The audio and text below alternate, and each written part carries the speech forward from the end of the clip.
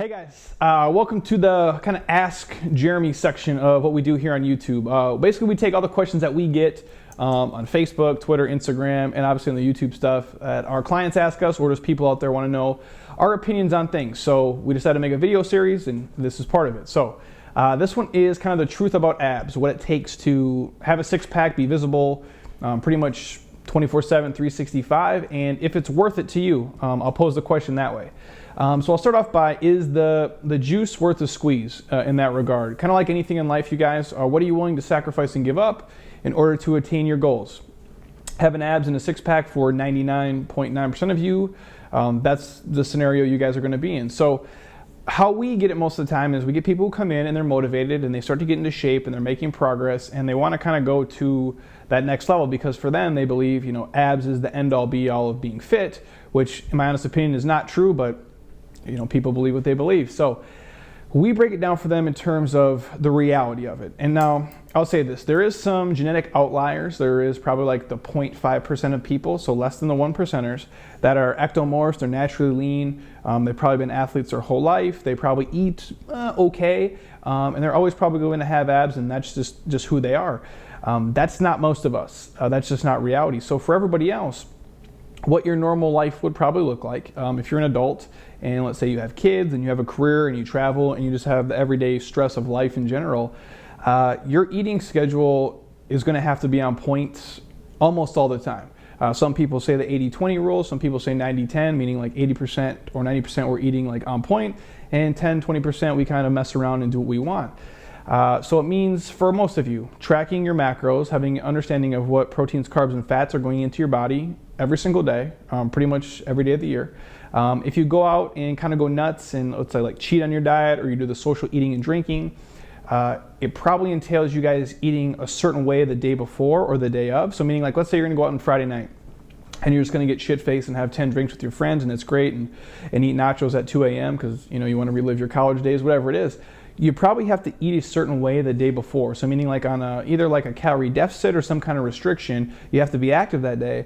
And then the next day when you're hungover and you feel like hot trash, you still have to get up and you have to work out that day too and eat in a certain calorie range in order to kind of keep the momentum going. For a lot of you guys, that's probably what we would suggest just to make sure you're still making progress. So it's a concentrated effort. Basically, you just have to be mindful of everything that's coming in and have an understanding of it, how it's affecting you and kind of dictating and more so looking at yourself, what progress you're making in terms of that. In terms of training, for most of you guys, you probably have to be active pretty much every single day.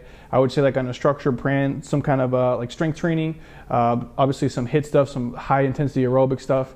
And that's what you'd have to do pretty much 24/7, 365. And so it doesn't mean that you couldn't be social with your friends, but just take the average person that we work with.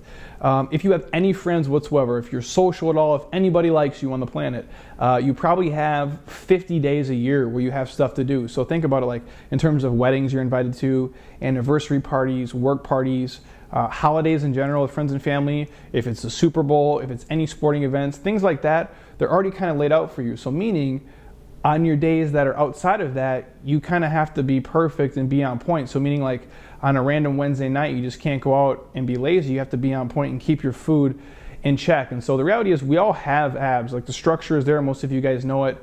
They say they're made in the kitchen. That's a huge part of it, but you guys still will work them directly, if that makes sense. So meaning like obviously we can't spot weight reduce. We can't do spot weight reduction for certain areas, but if you're going to build like the thickness of your abs, like that is a thing too. So there's some people who their abs are actually denser or thicker from, you know, years of squatting, deadlifting, sprinting, or using the ab wheel. So maybe at a higher body fat percentage, they can actually see their abs come through, where somebody who maybe hasn't trained for as long might not. So in general, what we see is women, when they get well under 20%, they start to see some definition in their abs. I would say everybody's a little bit different, but probably like in the lower teens, so like 17, 16, 15 and counting down, they start to come through.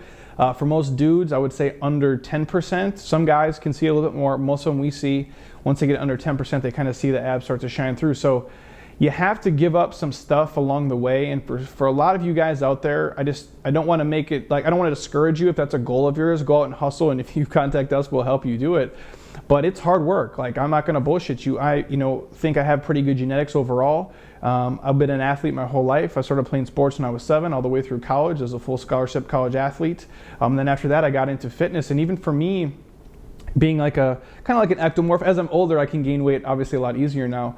But I still have to be mindful of what I eat. I can't just go crazy and eat pizza and cookies every day and think that I'm just going to be shredded. It's not the reality. And so if it's tough for me as a man, you know, as a young guy who's been an athlete his whole life, it's probably a lot harder for most of you guys out there as well. So just, not that it's impossible, just understand that if it is a goal of your guys, is you're going to have to sacrifice some happy hours, some weekends out with friends, maybe some trips where you go crazy with eating and drinking, and just make having abs a primary goal. And I ask people, not to discourage them, but why is it important to you? Why do you want to do it?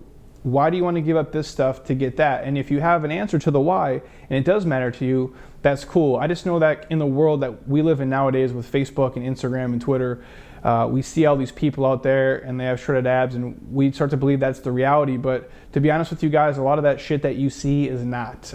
It's been photoshopped and airbrushed and Adobe edited like beyond belief, and they sell that to you as like that's their everyday life. And most of even the fitness people we work with and we've seen, women, they don't have abs all year long. Even the women who are like the fitness competitors, fitness model types, they don't have abs every single day of the year.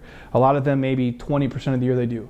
Same thing for the dudes. A lot of the dudes, they stay relatively in good shape, but some of them not as peeled as you see in every picture. So just understand, you, the average person who works at a bank or a financial institute or your real estate broker or whatever your job is, you're comparing yourself to someone who does it for a living and still gets paid for what they look like.